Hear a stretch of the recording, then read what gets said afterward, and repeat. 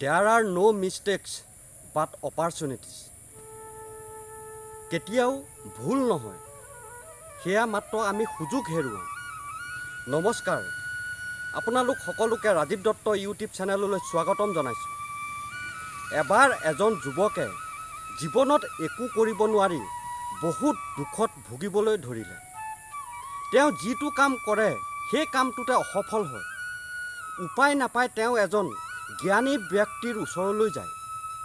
তেওঁ সেই ব্যক্তিজনক অৰ্থাৎ জ্ঞানী ব্যক্তিজনক ক'লে যে মই জীৱনত একো কৰিব নোৱাৰা হৈছোঁ। যিটো কাম হাতত দিওঁ সেই কামটোতে অসফল হওঁ। এতিয়া মোৰ হাতত ধন টকা পইচা একো নাই, গতিকেলৈ আপুনি মোক এনেকুৱা এটা উপায় কওক যিটোৰ জৰিয়তে মই টকা পইচা ঘটিব পাৰোঁ। তেতিয়া সেই জ্ঞানী ব্যক্তিজনে এই যুৱকজনক এখন সমুদ্ৰৰ পাৰলৈ লৈ গ'ল। সেই সমুদ্ৰৰ পাৰত এইখিনি শিলগুটি পৰি আছিল।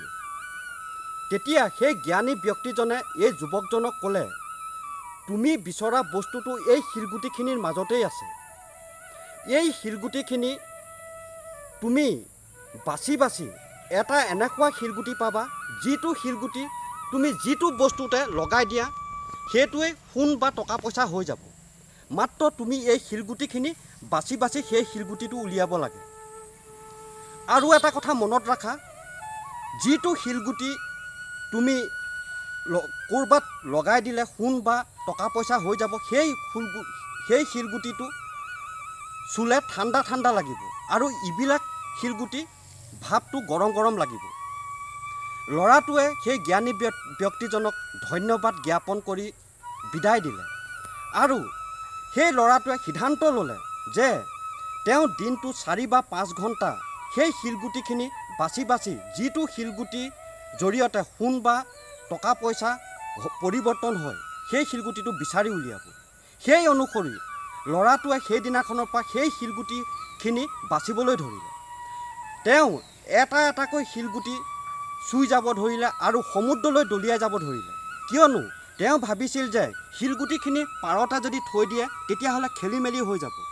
এইদৰে তেওঁ শিলগুটিখিনি এনেকৈ লৈ আৰু গৰম ভাৱ হোৱা শিলগুটিখিনি সমুদ্ৰলৈ দলিয়াই দিয়ে। এনেকৈ দিনবিলাক অতিবাহিত হৈ গৈ আছিল। কিন্তু তেওঁ সেই জ্ঞানী ব্যক্তিজনে কোৱা শিলগুটিটো নাপায়। এইদৰে কৰোঁতে কৰোঁতে তেওঁ এমাহ দুমাহমানৰ পিছত এইদৰে অভ্যস্ত হৈ পৰিছিল যে বিনা দ্বিধাই 1 মিনিটৰ ভিতৰত 10-15টা শিলগুটি তেওঁ একেলগে বাচিব পৰা হৈ গ'ল। আৰু সেইটো চুই গৰম ভাৱটো অনুভৱ হ'লেই তেওঁ সাগৰলৈ বা সমুদ্ৰলৈ দলিয়াই দিয়ে। আৰু 5 মাহমানৰ পিছত ল'ৰাটোৱে সেই জ্ঞানী ব্যক্তিজনে কোৱা শিলগুটিটো পাই গ'ল। তেওঁ ঠাণ্ডা ঠাণ্ডা লগা শিলগুটিটো পালে হয়, কিন্তু অভ্যাস এনেকুৱা হৈ গৈছিল এইকেইমাহত তেওঁ এইদৰে শিলগুটিটো ল'লে আৰু অভ্যাস অনুসৰি তেওঁ সাগৰলৈ দলিয়াই দিলে। তাৰপিছত তেওঁ পস্তাব ধৰিলে যে মই সেই জ্ঞানী ব্যক্তিজনে কোৱা শিলগুটিটো পালোঁ, কিন্তু অভ্যাস হৈ গ'ল এনেকুৱা যে মই সেইটো সাগৰলৈ দলিয়াই দিলোঁ। অৰ্থাৎ সুবৰ্ণ সুযোগটো মই জীৱনৰ পৰা হেৰুৱাই পেলালোঁ। এই গোটেই কাহিনীটোৰ অৰ্থ এইটোৱে যে আমিও জীৱনত আমাৰ সুবৰ্ণ সুযোগবিলাক সেই শিলগুটিটোৰ নিচিনাকৈ সমুদ্ৰলৈ দলিয়াই নিদিওঁ জানো? অৰ্থাৎ আমি আমাৰ জীৱনত যিবিলাক আমাৰ সুযোগ আহে সেই সুযোগবিলাক আমি হেৰুৱাই নিদিওঁ জানো? সুযোগ বুলি কোনো কথা নাই, আমি সুযোগ নিজেই সৃষ্টি কৰিব লাগিব। আমাৰ কাৰণে সুযোগ কেতিয়াও অপেক্ষা কৰি নাথাকে। আমি সুযোগৰ কাৰণে সুযোগৰ ওচৰলৈ যাব লাগিব। আমি নিজেই প্ৰত্যেকটো দিনতে এটা এটা সুযোগ তৈয়াৰ কৰিব পাৰোঁ, কিন্তু আমি সেইটো চিন্তা কৰি নাচাওঁ।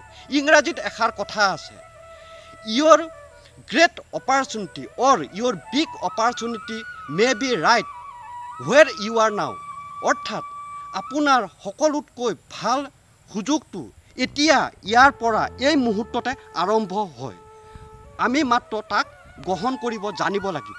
কথাষাৰ হয় নহয় আপোনালোকে এবাৰ ভাবি চাবচোন। ধন্যবাদ।